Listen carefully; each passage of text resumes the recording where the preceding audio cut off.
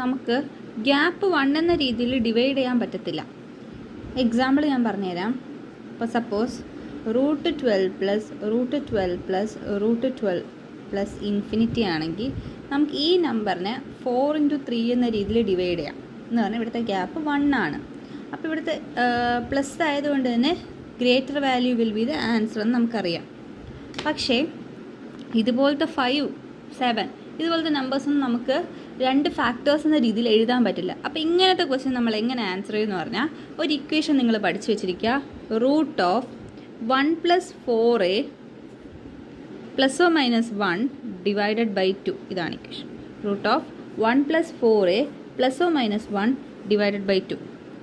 നമ്മൾ എങ്ങനെയാണ് നമ്മളിത് യൂസ് ചെയ്യണമെന്ന് ചോദിച്ചാൽ, ഇപ്പം സപ്പോസ് ക്വസ്റ്റ്യൻ വന്നിട്ട് √5